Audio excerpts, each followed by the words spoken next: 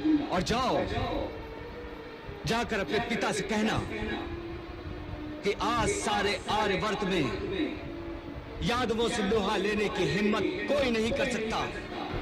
जय श्री कृष्ण मित्रों, श्री कृष्ण जन्माष्टमी की आप सभी दोस्तों को बहुत बहुत शुभकामनाएं। मेरी तरफ से हार्दिक शुभकामनाएं।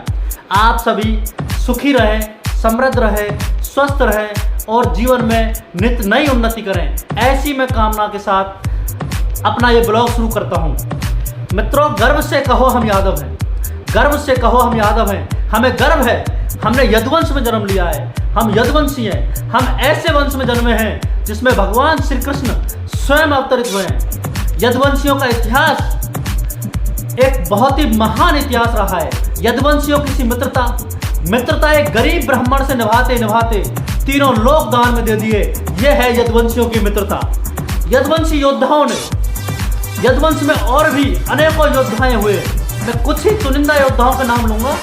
भगवान श्री कृष्ण, पूजनीय आदरणीय, जिनका जन्मोत्सव हम 19 तारीख को बड़े धूमधाम से पूरे देश में मनाने जा रहे हैं। दोस्तों, वैसे तो भगवान की कोई जाति होती नहीं है, पर फिर भी हमारे कुल में वो अवतरित हुए हैं तो हमें गर्व महसूस होता है। आला उदल दो भाई, इनके बारे में ऐसे महान योद्धा हुए हैं, बहुत ही धार्मिक, मतलब धर्म का अनुसरण करने वाले योद्धा। आला उदल धर्मप्रिय और कभी भी कोई अनुचित कार्य नहीं करने वाले। ये ऐसे योद्धा हैं, अगर ये अपने समय में चाहते तो संपूर्ण भारतवर्ष के सम्राट बनकर संपूर्ण भारतवर्ष पर राज करते, पर नहीं, इन्होंने ऐसा नहीं किया। इन्होंने एक छोटे से राज्य के छोटे से राजा, चंदेले राजा के यहाँ सेनापति की नौकरी की। ये चाहते तो कभी भी उस राज्य को हड़प लेते और अपना राज्य विस्तार करते करते संपूर्ण भारतवर्ष के सम्राट बन जाते। पर मित्रों, यदुवंशियों की नीति में ये ऐसा नहीं है।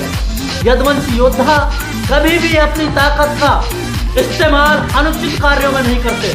यदुवंशी योद्धा अपनी ताकत का इस्तेमाल नारी हित, समाज हित, देश हित में करते हैं।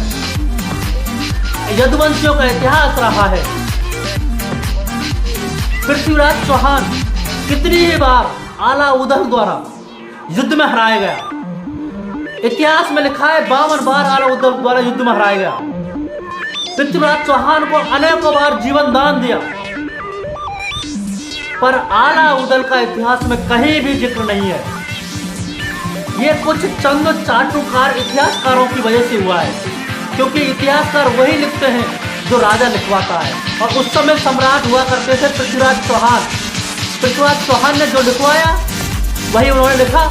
आला उदल, जिन्होंने पृथ्वीराज चौहान को जिसमें 52 बार 52 टाइम्स डिफीट किया, 52 बार हराया, उनका इतिहास में कहीं कोई जिक्र नहीं है।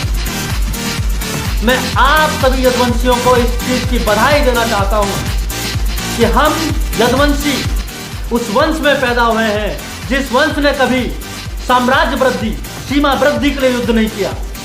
इस वंश ने देश हित और समाज हित को ध्यान में रखते हुए अपना कर्तव्य निभाया है।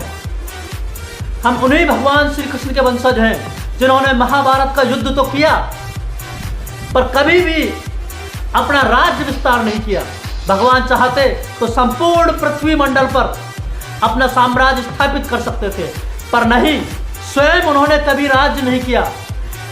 स्वयं उन्होंने कभी राज्य वृद्धि की लालसा से युद्ध नहीं किया। बस धर्म की रक्षा के लिए युद्ध किया। अधर्म नावड़ है, नारियों के सम्मान के लिए युद्ध किया।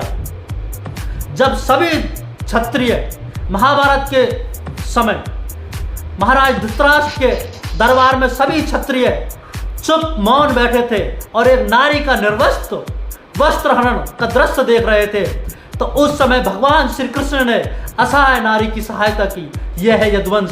यदुवंश के योद्धाओं ने, यदुवंश के वीरों ने हमेशा आत्मरक्षा, आत्मसम्मान और नारी रक्षा और देश हित के लिए शस्त्र उठाए हैं। कभी भी दूसरे की जमीन हड़पने के लिए नहीं, कभी किसी राज वृद्धि के लिए नहीं, कभी किसी नारी का अपमान करने के लिए नहीं। तो दोस्तों, मुझे गर्व है, मैं यादव हूँ, गर्व से कहो मैं यादव हूँ, और आप सबको भी यदुवंशी होने पर गर्व होना चाहिए। जय यादव, जय माधव, जय श्री कृष्ण।